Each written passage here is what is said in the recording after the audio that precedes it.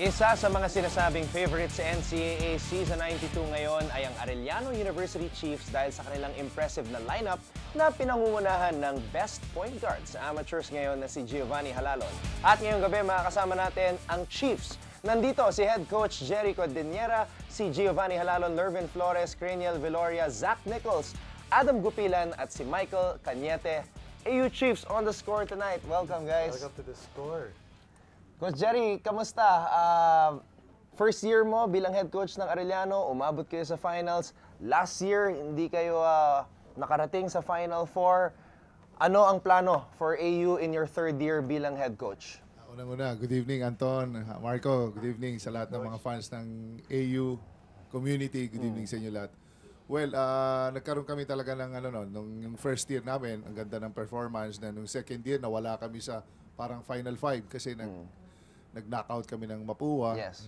And it also serves as a parang inspiration na para bumalik ulit kami sa Final Four this year na itong NCAA. And then Coach, kitang-kita naman dito pa lang sa pre-season tournament leading up to the NCAA na parang ibang-iba yung mindset. Nag-champion kayo sa Got Skills, nag-champion kayo sa Father Martins recently, at saka second place sa Phil Oil Tournament. Meron ba kayong iniba sa mindset ng boys sa practices, Coach, or sa training? Marco, wala naman.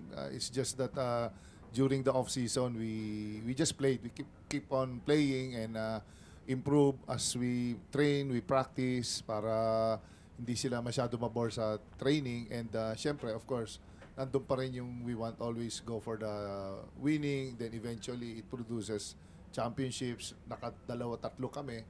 Then, nagkaroon ng positive outlook sila sa sarili nila and also sa game. Plus yung self-esteem nila as a player, tumaas. So, yun. Gusto ko tanungin si Giovanni Halalon. Marami na kasi nagsasabi, Gio, na ikaw daw ang pinakamagaling na point guard sa collegiate basketball. Ano ang reaction mo sa mga salitang yon? Siguro nauna, hindi ko naman po in-expect yun kung ano po yung sinasabi nila. Siguro ginagawa ko lang yung part ko na bilang point guard. Siguro pinapakita ko lang kung ano yung talent ko. And then gusto kong tanungin ulit si Gio, naging malaking bagay ba in terms of your experience yung pagsali mo sa national team, especially ngayon na isa ka sa mga captains dito sa Arellano? Siguro laking bagay yung nakapasok po ako sa Gilas Cadets kasi nung nag-SEA Games kami, sobrang laking tulong sa akin na bigyan ako ng experience. Kaya yun, nung pagkabalik ko sa Philippines, siguro nadala ko din sa Arellano.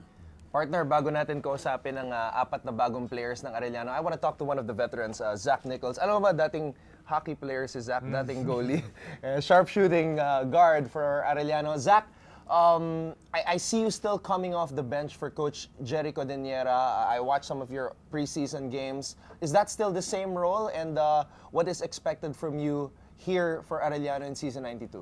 Yeah, I think this year I have the same type of role. Come off the bench and provide like a scoring, get on a roll and hit a couple threes off the bench, because the starting unit's more of a defensive, high-pressure unit. And then when I come off the bench, take shots, spread the floor. What's your reaction to people saying that Arellano is one of the favorites for NCAA Season 92? I'm excited because like last couple seasons have tough end, had a tough end for us. So this season, yeah, I'm excited. But it's a lot of pressure, so at the same time, we gotta be focused. Partner, ito, meron naman silang apat na new faces dito sa Arellano Chiefs. Gusto kong matanong si Lervin, si Michael, Adam, and si Craniel. Malaking pagbabago ba mula sa pinanggalingan nyo ng college or high school? Ngayon, napunta kayo dito sa Arellano. Winning program under Coach Jericho Diniera, tsaka ngayon, NCAA nang nilalaro nyo. Malaking pagbabago ba sa inyo?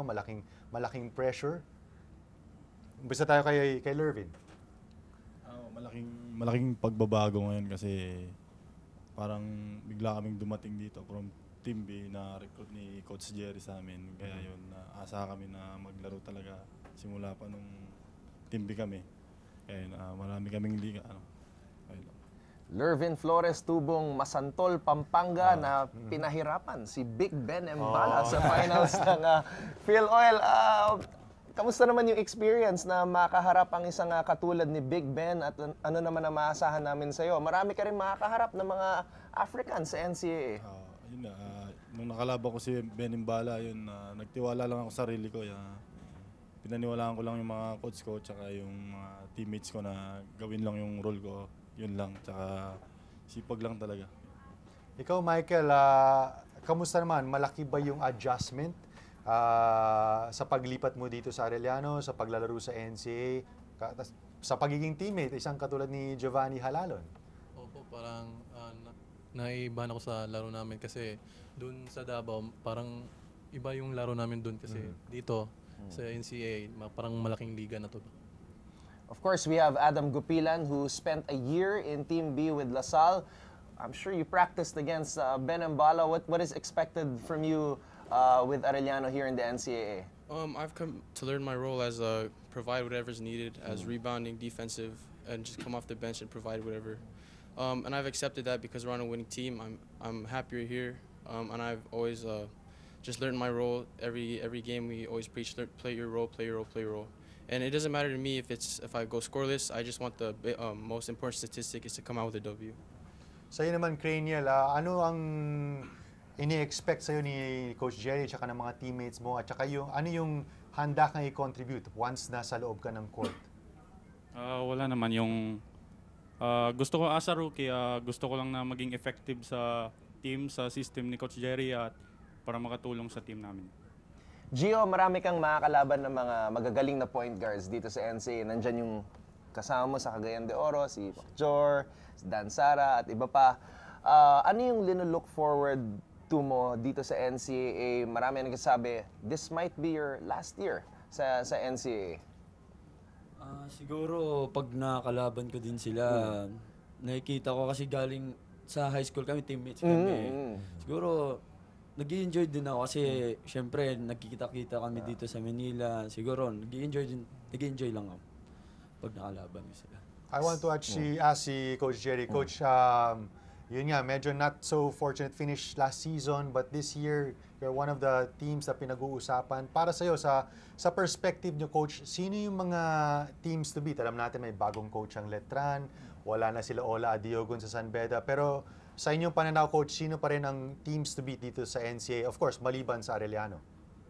Nandun pa rin siyempre sa akin yung San Beda because of their winning tradition, yung culture nila, and yung nag-Final Four, which is yung Letran. Siyempre, nag-champion yun eh. Iba pa rin yung na-experience ng mga players nila. Plus, of course, yung Mapua, they have yung MVP. Then yung isa yung JRU, which is, I saw them, yung mga games nila talagang very competitive. They have all the ingredients din para, mga materyales para umabot sa Final Four. So, malalakas pa rin yung Final Four teams. Pero meron din mga holdovers, Coach, mga players na gumagawa last year, nakasali pa rin sa Arellano, Deoncy Halls, Kent Salado, syempre nandiyan pa rin, Allen Enriquez. Para sa iyo, Coach, ano yung goal? Ano yung goal na binigay mo sa iyong kupunan this season so far? Ang pinaka-goal talaga is makabalik kami sa Final Four. And to do that, kailangan we take it. Siyempre, paulit-ulit na one game lang muna. Like what we did nung preseason, don't think about NCAA. Ito muna, itong Ormoc. Then naglaro kami sa Cagayan de Oro. Ito muna ang tournament. One game lang. Step by step. Then kahit sabihin mong small tournament, eventually, meron pa rin learnings dyan. Yeah. Napakagandang mindset. Coach, I want to give this opportunity. Baka meron kayong gustong pasalamatan, may gusto kayong mga batiin, mga kababayan, para sa lahat. Well, siyempre sa Arellano community, sila Cathy, madalas sumusuporta sa amin sa athletics department. Kumusta kayo diyan? Sa mga estudyante, yun ang main supporters namin. Okay. Gio. Yun nga, binabati ko pala yung Arellano community, sila Ma'am Alma, sila Boss Bal, si Press, yung family ko sa Cagayan de Oro, yung mga kaibigan ko. Binabati ko rin yung mga Arellano community like nila Ma'am Cathy, sila Press. Tapos yung parents ko sa Davao. Hello po. Binabati ko rin po yung bumubuo ng Arellano, yung staff, tsaka yung press, yung sila Ma'am Cathy, yan. Tsaka binabati ko rin po yung pamilya ko dyan sa Masantol, Pampanga, tsaka yung asawa ko, tsaka yung anak ko. Good evening.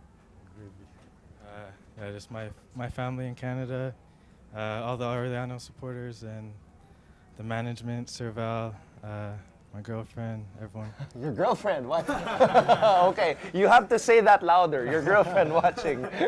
Adam and Cranial, may I just want to thank all our Arellano supporters from all the way up to management to the athletics office and to everybody and the students and to my family back home in the States. I just want to thank them.